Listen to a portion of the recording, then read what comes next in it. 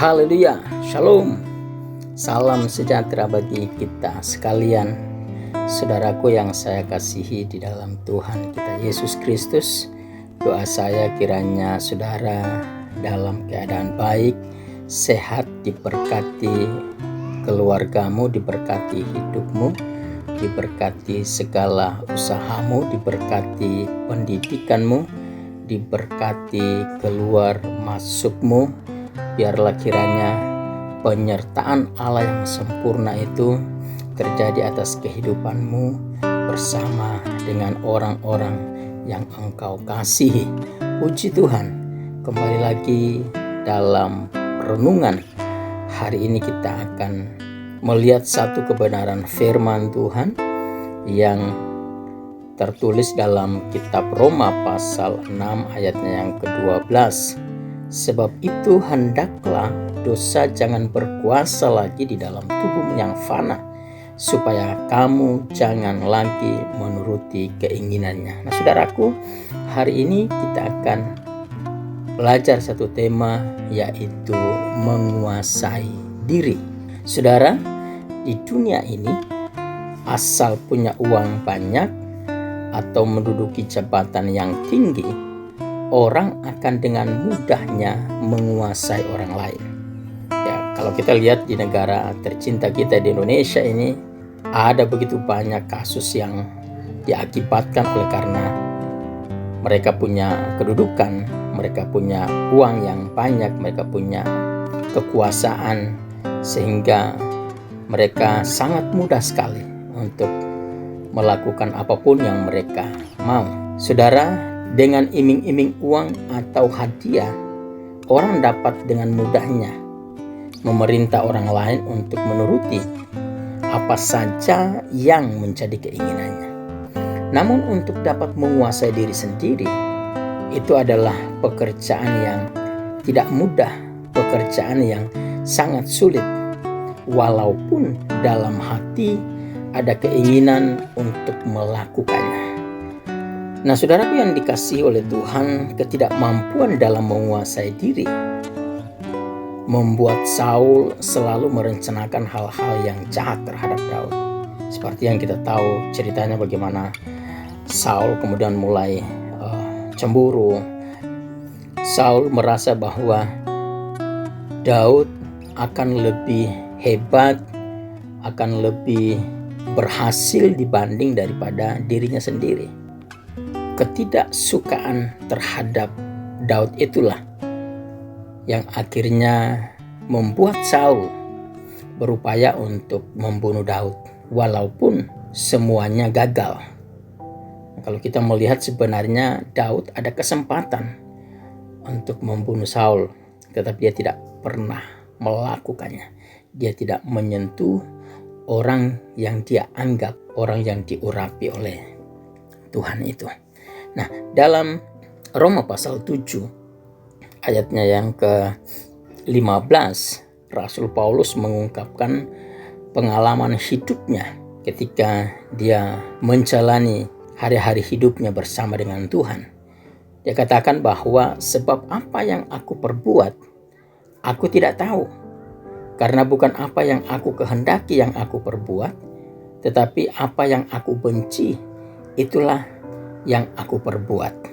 Siapa yang tidak kenal Rasul Paulus, saudara? Dia sebelum bertobat, sebelum bertemu dengan Yesus, sebelum hidupnya diubahkan oleh Tuhan, sebelum dia menjadi seorang hamba Tuhan yang mengabdikan dirinya untuk memberitakan kabar baik, dia adalah murid seorang guru besar yang bernama Gamaliel, dan dia mengerti seluruh hukum Taurat, bahkan tidak ditemukan cacat celah dalam melakukan hukum Taurat itu sendiri. Namun saudara dikasih oleh Tuhan, dia mengakui bahwa ternyata hidupnya gagal untuk menerapkan seluruh hukum Taurat itu. Maka dari itu dia berkata bahwa justru apa yang dia benci itulah yang diperbuatnya. Dan itu yang disadari oleh Paulus, sehingga akhirnya dia berubah, dia menanggalkan semuanya itu dan berjalan di dalam rencana Allah yang luar biasa. Nah, saudaraku yang dikasih oleh Tuhan, agar kita dapat menguasai diri dan menang atas setiap pergumulan, kuncinya adalah berjaga-jaga dan berdoa. Itulah kunci yang ampuh yang harus kita lakukan di dalam seluruh perjalanan hidup kita.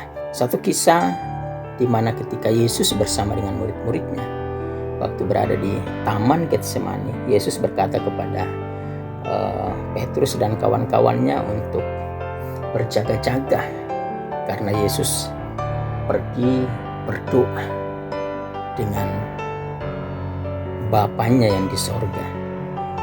Namun apa yang terjadi, saudara, ketika Yesus kembali selesai berdoa dan menemui murid-muridnya, justru mereka sedang tertidur, saudara. Akhirnya Yesus menegur mereka, menasihati mereka, apakah engkau tidak bisa berjaga-jaga bersama dengan aku 1 jam saja? Nah, saudara, ketidakmampuan untuk berwaspada, berjaga-jaga, berdoa, akibatnya adalah Petrus terjerumus di dalam perbuatan yang tidak Tuhan kehendaki.